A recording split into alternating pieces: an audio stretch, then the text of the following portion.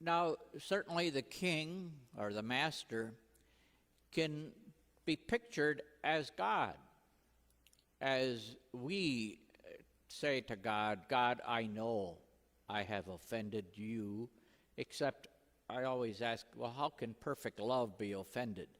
But that's our way of putting it into words. God, I realize I have bombed out badly, and I just simply ask for your mercy. That's a very humble and vulnerable position to take. And we believe that God responds as this master, this king did. Talk about mercy. Wipes out the entire debt. And that is a very fitting image of God. And that image is reflected in the last verse of our responsorial psalm for this coming Sunday. So surpassing is his kindness, as far as the east is from the west, so far has he put our transgressions from us. In other words, it's bringing about the idea that not even God can see them anymore. And that is an Old Testament expression, and we need to take it very seriously. That's how God deals with us. When that servant, the one who had been forgiven this enormous debt, left, he found one of his servants who owed him a much smaller amount. This forgiven, the servant who was forgiven, seized his fellow servant and started to choke him, demanding, "Pay back what you owe." Now, this manager would have lots of people working for him, and the one that he throttled and choked, seized and choked, would be one of perhaps many who were working for this individual who was of pretty high ranking, considered in these days a bureaucrat. And so he was depending on these people making deals that, of course, would support him, and that in turn would help him provide the king or the master with what he demanded, as well as make a living. So whoever was the ineffective manager, or the one who just simply couldn't take appropriate responsibility for what they were expected to do, that's a pretty wide open question.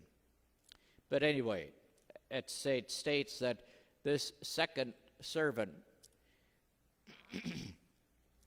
owed a much smaller amount.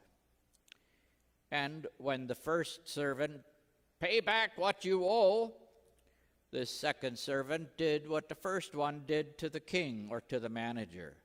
Falling to his knees, his fellow servant begged him, "Be patient with me, and I will pay you back," almost word for word. But the first servant refused. Instead, he had this fellow servant put in prison until he paid back the debt. One of the things that we need to be very careful about as we reflect on the scriptures is that when things don't make sense, we would acknowledge that. And so putting somebody in prison until he pays back his debt doesn't make a lot of sense. But that's how people who don't know about mercy and compassion act. Now, that didn't mean that the person put in prison was hopeless. He could always find another manager above him that would help him, that loan him the money to pay the debt. But who would trust this guy that was thrown in prison because he couldn't manage money, who would provide him that luxury of getting him back out of prison. So it meant, in other words, that the person who put him in prison didn't have any mercy.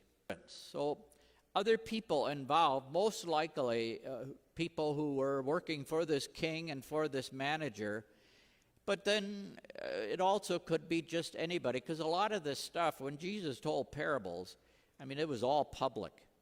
And so people would be standing by the side and saying, "Sheesh, that person would be generous," whatever the case, making comments all along. And you wonder, how did Jesus ever concentrate? And how did he ever stick to the point with these creative stories, parables that he told? Talk about the ability to concentrate, the ability to keep his mind on track. Anyway, so when his fellow servants saw what had happened, they were deeply disturbed. Why? Because they were afraid the same thing might happen to them. When a person who had been granted such mercy has no mercy whatsoever for someone who owes far less than the first person did, wow, you never know what this person is capable of doing. And so these fellow servants would naturally be deeply disturbed. And so they went to their master, again, the king at the beginning of the parable, and reported the whole affair. The first person's master, or the king, summoned him, the one that he had forgiven freely, completely, summoned him and said to him. Now this is where the king and the master obviously does not stand in for God. We might see the image of God in his first action when he forgave the servant. And so he says to him, "You wicked servant, I forgave you your entire debt, but because you begged me to,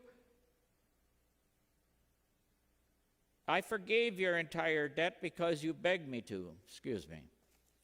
"Should you not have had pity on your fellow servant as I had pity on you?"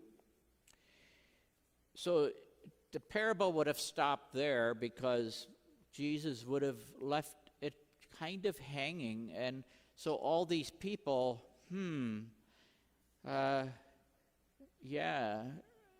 God forgives us generously.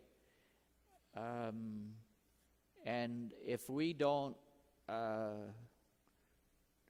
follow God's example, then what did it mean for us to be forgiven by God?